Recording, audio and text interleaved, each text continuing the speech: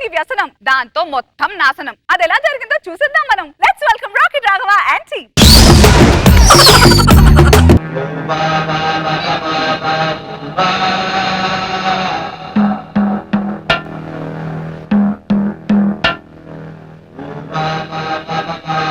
బాబు గారు నమస్కారం, మేడం గారు నమస్కారం. ఎప్పుడైనా ఎక్కడైనా చూసినట్టుందా బాబు గారు మీకు నన్ను చూస్తుంటే? చూశారు, ఎందుకంటే నేను టీవీల్లో తక్కువగా, యూట్యూబ్లో ఎక్కువగా కనిపిస్తూ ఉండేవాడిని. ఏదో ఒక్కసారి చిన్న పొరపాటు వల్ల నా బీపీని ఏపీ మొత్తం చూసి యూపీ దాకా ట్రోలింగ్ చేసింది. నిజానికి నా దగ్గర పనిచేసే వాళ్ళకి నేను ఒక దారి చూపెట్టాను, కానీ వాళ్ళు నాకు బయటికి వెళ్ళిపోవడానికి దారి చూపెట్టారు. దాంతో బయటకు వచ్చాను. వాళ్ళు ఎక్కడ పని చేసుకొని ఇవ్వరండి, వాళ్ళు సాధారణ వ్యక్తులు కాదు, మనిషిలా ఉన్నెవరు కదా. నా లడ్డూలోది మనం పని చేయడం వాళ్ళకి ఇష్టం ఉండదు, దుంప తెంచేస్తారు.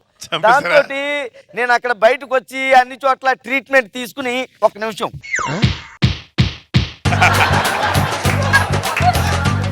వాళ్ళు గుర్తొస్తుంటే నాకు ఏదో అంతా గతం గుర్తుకొచ్చేలా ఫీల్ అవుతున్నాను. అక్కడి నుంచి నేను కాస్త ఏదో చల్లగా ఉండాలని దేశాలు దాటి వేల కిలోమీటర్లు నడిచి ఇదిగో ఇక్కడ అంటార్కిటికా ఖండంలో ధ్యానం చేసుకుంటున్నాను.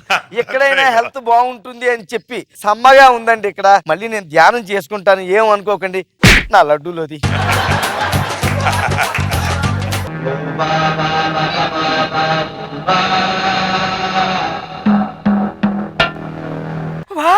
ఎంత బాగుందో. హాయ్ అండి, నేను మీ టిక్ టుక్ కోకిల. ఎలా ఉన్నారు అందరూ? బాగున్నారా? మీరందరూ హైదరాబాద్ లో కూర్చొని టుక్ టుక్ చేస్తుంటే నేను ఈ రోజు మంచు కొండల మీదకి వచ్చి టుక్ టుక్ చేస్తున్నా. చూడండి ఇక్కడ లొకేషన్ ఎంత బాగుందో. ఇగోండి ఇక్కడ ఎవరో కూర్చున్నారు, ఆయన్ని పలకరిద్దాం. అంకుల్. అంకులా? అంకులేంటమ్మా, అంకులేంటి? ఏమనంటే హర్ట్ అవుతారు. నేనెవరో నీకు తెలీదు, నువ్వెవరో నాకు తెలీదు. కనీసం సార్ అనాలి, లేకపోతే పేరు పెట్టి పిలవాలి, పేరు తెలుసుకోవాలి. అంకుల్ అని పిలిస్తే ఎంత అసహ్యం, ఎంత జుగుప్సగా ఉంటుంది.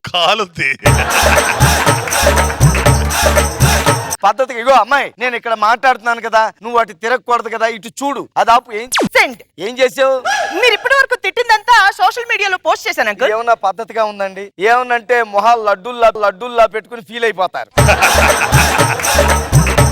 ఏమనకూడదు, వీళ్ళని ఎందుకు పుడతారో తెలీదు. ఖండాలు దాటి ఇక్కడికి వచ్చేస్తారు. అంకుల్ నా డ్రెస్ ఎలా ఉంది? ద్రౌపది బంటి నా మీద దాడి చేస్తున్నట్టుగా ఉంది. ఎక్కువగా బయట తిరక్కు, ఎలుగుబంటి చూస్తే గుహలో లాక్కెళ్ళిపోతుంది. ఇలా రా. ఎందుకు తీస్తారో తెలీదు. పోనీ వాళ్ళ ఏడుపులు వాళ్ళ మొహాలు తీస్తారంటే తీయరు, నా ఏడుపు నా మొహం పెడతారు. ఆ ఫోన్ లో ఉంచుతారంటే ఉంచరు. ప్రపంచం మొత్తం ఇదిగో ఇలాగే పాంప్లెట్లు పంచినట్టు పంపించేస్తూ ఉంటారు. ఈ పిచ్చి ఏమిటో నాకు అర్థం కాదు. పంపించేశాను అంకుల్. మళ్ళీ పంపించవా? ఎందుకు లైక్లు వస్తున్నాయి?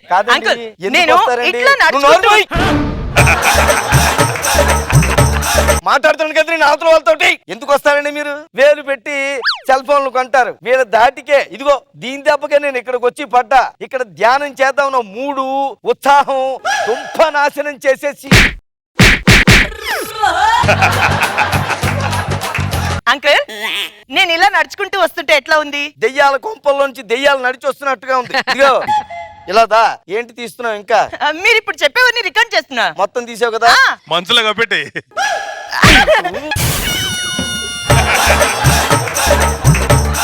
ఎక్కడి నుంచి వెళ్ళి నేనేమన్నా ఇక్కడ అసలు ఎందుకు వస్తారండి? కనీసం వీడు ధ్యానం చేస్తున్నాడు, జ్ఞానం కూడా లేకుండా. చిచ్చి ఏమనంటే హర్ట్ అవుతారు. వీళ్ళని ఏమి అనకూడదు. వీళ్ళ ఫోన్లు వీళ్ళు ఇస్తారు.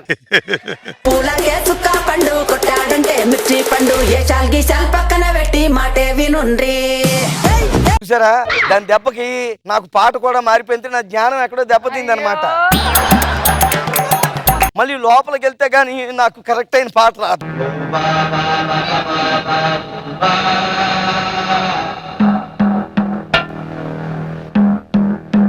మంచు కొండలు ఫస్ట్ టైం రా చూడటం. ఎంత బాగున్నాయి కదా? చాలా బాగున్నాయిరా.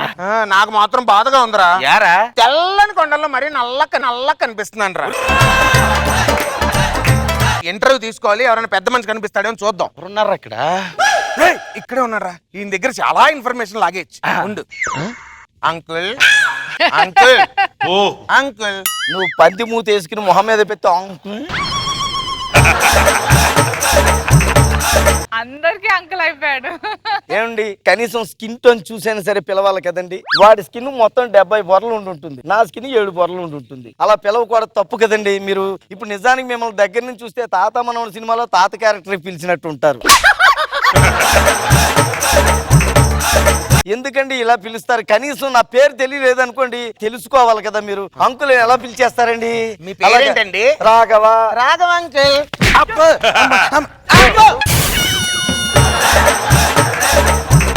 అసలు మీది కాదండి తప్పు. ఈ మంచు అంతా నెత్తి మీద వేసుకుంటే కానీ నాకు అయ్యయ్యో. ఒరే నాకు నచ్చలేదు, వెళ్ళిపోదాం పదరా మనం. నువ్వు 10 మైలు తిరిగాం, ఎవడం దొరికాడా? ఈయన దగ్గరే మొత్తం ఇన్ఫర్మేషన్ అంతా లాగి యూట్యూబ్ పెడితే రేటింగ్ వస్తుందా? డబ్బులు రా. సరే కానీ నువ్వే అడుగు, మొదటి క్వశ్చన్ నువ్వే అడుగు. సార్ చిన్న ఇంటర్వ్యూ సార్. ఇంటర్వ్యూ ఎలా చేస్తారండి? దాని దెబ్బకే కదండి నేను ఇక్కడికి వచ్చి పడ్డాను. ఇక్కడ ఇంటర్వ్యూ అంటున్నారు, కనీసం ఇంగిత జ్ఞానం ఉండాలి. మనం ఇంటర్వ్యూ చేస్తున్నామే, టోపీ అటు తిప్పి పెట్టాడు, బటన్స్ ఇప్పి వదిలేశాడు. ఒక పద్ధతి పాడు ఉండాలి కదా. ఎందుకండి మీరు అలా ఇప్పారు? అంటే ఇది బటన్ పట్టలేదు సార్. ఇక్కడ ఎందుకు పడుతుంది? దేశంలో సగం పంట మీరే తింటున్నట్టుంది. పగలబెట్టండి సార్ ఆ, ఈ ఐస్ మందులో పనికి వస్తుందండి. ఇది ఇంటర్వ్యూలో అడగాల్సిన ప్రశ్న చెప్పండి. అదిగా సార్. ఎవడైనా మనిషి అనేవాడు, ఉద్యోగం చేస్తున్నవాడు అడగాల్సిన ప్రశ్న. ఒక్క నిమిషం ఆగండి. మీరు అడిగిన దిక్కుమాలిన ప్రశ్నకి సార్ మొహం బొబ్బలకి పోతే ఎలాగండి? అక్కర్లేదు. నీ ప్రశ్నల కంటే అదే బెటర్ గా ఉంటుందండి. ఇక్కడ రండి, కూర్చొని చెప్తాను. రండి. సార్ ఇప్పుడు నేను ఒక క్వశ్చన్ అడగబోతున్నాను సార్. అడగండి. సార్ మీరు ఈ కొండల్లోకి వచ్చి ఎంతకాలం అయింది సార్? ఇలా అడిగారు, బాగుంది. ఇది ప్రశ్న అంటే దాదాపు 2 నెలలు అయింది. 2 నెలల నుంచి ఇక్కడ ఉంటున్నారు కదా, మీకు జలుబు చెయ్యలేదా? చేసినప్పుడు పిలుస్తాను, వద్దు గాని ముక్కు పిండిది గాని. ఏం ప్రశ్న అడుగుతారండి? అంటే జలుబు కనీసం అడిగేటప్పుడు మనం ప్రశ్న అడుగుతున్నప్పుడు ఏ ప్రశ్న అడుగుతున్నాము? మీరు చేతిలో సెల్ ఫోన్ ఉంటే చాలు యూట్యూబ్ ఛానల్ పెట్టేస్తారు.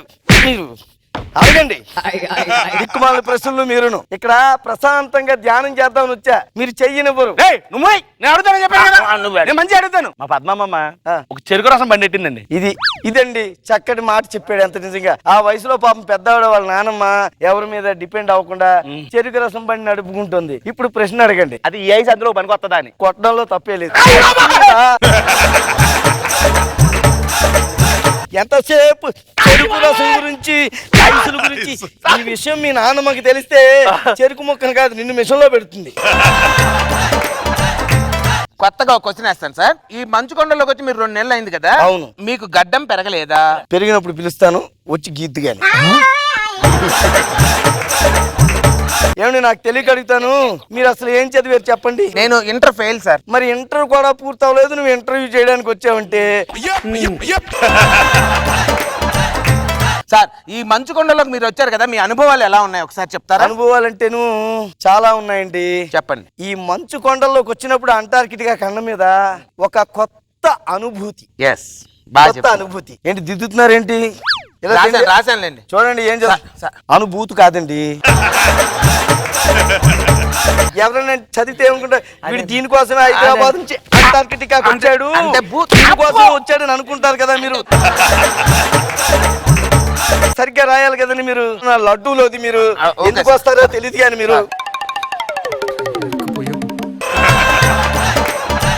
ఇప్పుడు ఈ మంచు కొండలోకి వచ్చారు కదా, ఆ తర్వాత నెక్స్ట్ ఇంకా మీ ఎక్స్పీరియన్స్? అదేనండి ఒక కొత్త అనుభూతి. మనం ఇంత దూరం ఎందుకు వస్తున్నామండి? నా లడ్డూలు ఏదైనా చక్కగా చెయ్యాలి. ఐస్ గురించి కొత్తగా ఒక మళ్ళీ ఐస్ గురించి అంటారేంటండి మీరు? ఒరే ఇప్పుడు నాకు తెలియక అడుగుతాను, ఇన్నిసార్లు ఐస్ గురించి అడుగుతున్నావు కదరా, మరి ఎలా పట్టుకెళ్తావు చెప్పు? ఎలాగంటే ఫ్రిడ్జ్ లో పెట్టుకెళ్తామండి. అది మరి అక్కడే ఫ్రిడ్జ్ లో కూడా ఐస్ తయారవుతుంది కదండి. ఇప్పుడు మిమ్మల్ని కొడితే ఫీల్ అవుతారు, మీరు నిలబడితే నాకు అందరూ కూర్చోండి. ఇక్కడ ఇంటర్వ్యూలు అవి పెట్టకూడదు. మీరు చక్కగా ఎక్కడైనా జనజీవన స్రవంతికి వెళ్ళి అక్కడ ఇంటర్వ్యూలు చేయాలి. ఎంత దూరం ఉంటుంది సార్? అది ఎంత దూరం ఉంటుందని అడిగే ఉంటే జనజీవన స్రవంతి కాదురా, జనజీవన వెళ్ళండి. ఈ పిచ్చోళ్ళ ఉన్నాడు, ఇంకొక ఇంటర్వ్యూ చేసుకుంటున్నాడు.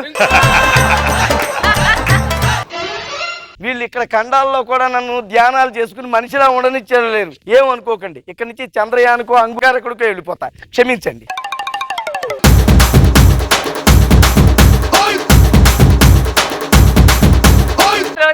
మంచుకొండల్లో వెళ్ళినా వేడి పుట్టిస్తున్నారు.